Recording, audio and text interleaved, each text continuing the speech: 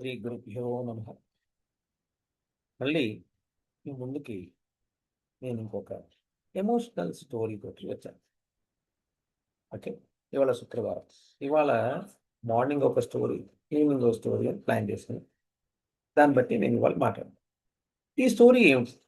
నేను ఈ స్టోరీని కూడా నెరేషన్ డిస్క్రిప్షన్లో పెడతాను. నేను కూడా స్టోరీస్ని సేకరించి నాలో స్టోర్ చేసుకొని అవి చూస్తూనే చదువుతున్నాను. కానీ నాలో కూడా చిన్న మార్పు వస్తుంది, మీకు కూడా ఉపయోగపడుతున్న ఉద్దేశంతో మీకు ఇస్తున్నాను. ఇది ద ఓల్డ్ అంబ్రెల్లా, అంటే పాత గొడుగు. సో ఈ స్టోరీ ఎలా అవుతుంది? సాయంత్రం వర్షం పడుతుంది, రోడ్లు జనాలతో నిండిపోయాయి. అందరూ త్వరగా ఇంటికి వెళ్ళడానికి అటు ఇటు పరుగులు పెడుతున్నారు.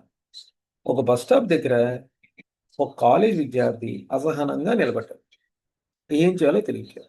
చేతిలో ఖరీదైన మొబైల్, భుజంపై ఏమో బ్యాగ్. వర్షం ఇంకా బలంగా కురుస్తూనే ఉంది.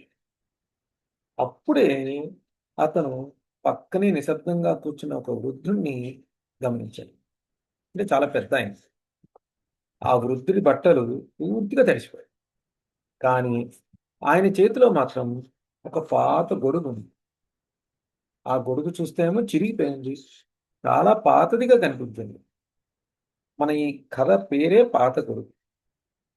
కొద్దిసేపటి తర్వాత ఆ విద్యార్థి అడిగాడు, తాత తాత, ఇంత పాత గొడుగుని ఇంకా ఎందుకు పట్టుకుని తిరుగుతున్నారు? వృద్ధుడు బరువుగా నవ్వాడు అని.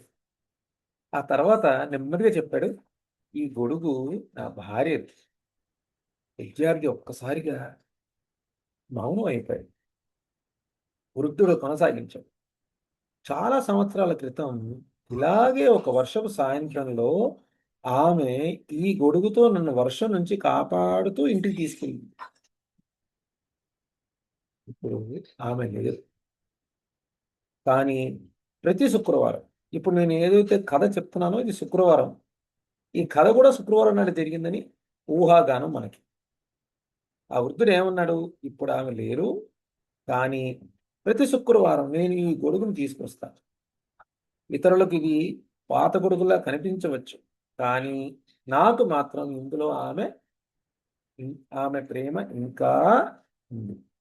ఆ క్షణంలో వర్షపు శబ్దమే భిన్నంగా అనిపించింది. విద్యార్థి నెమ్మదిగా తలదించుకున్నాడు. ఏమిట్రా ఇది అని. తన తల్లిదండ్రుల ప్రేమను, వారి చిన్న చిన్న జాగ్రత్తలను, వారి ఫోన్లను, అంటే ఫోన్ చేసినప్పుడు ఎన్నోసార్లు పట్టించుకోలేదో గుర్తుకొచ్చింది. ఆ సాయంత్రం అతని మనసులో ఏదో మారిపోయింది.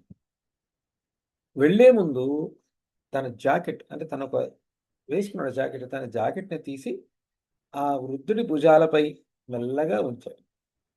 వృద్ధుడు నిశ్శబ్దంగా నవ్వాడు. వర్షం శబ్దం మధ్య ఏం జరిగింది? ఇద్దరు అపరిచితులు ప్రేమ విలువలను అర్థం చేసుకుంది. ఇందులో what is the moral of the story? నీతి ఏమిటి? కొన్ని జ్ఞాపకాలు మనసులో కాదు, హృదయాలలో జీవిస్తాయి. మళ్ళీ ఇంకో మంచి కథతో వస్తాను. ఈ కథ మీకు వినండి చక్కగా. జస్ట్ స్క్రోల్ డౌన్ చేసేసండి. కొన్ని ఎడిటింగ్స్ చేయాలి నేను చేసే ల్యాప్టాప్ పద్ధతి, కానీ న్యాచురల్గా నేను ఇంట్లో ఉన్నట్టు ఎలా మాట్లాడుతున్నానో అలా ట్రై చేస్తున్నాను అంతే. ఆర్భాటంగా నేనేమి చేయట్లేదు ఇప్పుడు. మీకు అందరికీ నచ్చిందనే ఊహిస్తున్నాను. నచ్చితే లైక్ చేసి కామెంట్ చేయండి. నేను ఇందులో నేర్చుకునే విషయాన్ని చూసుకోండి.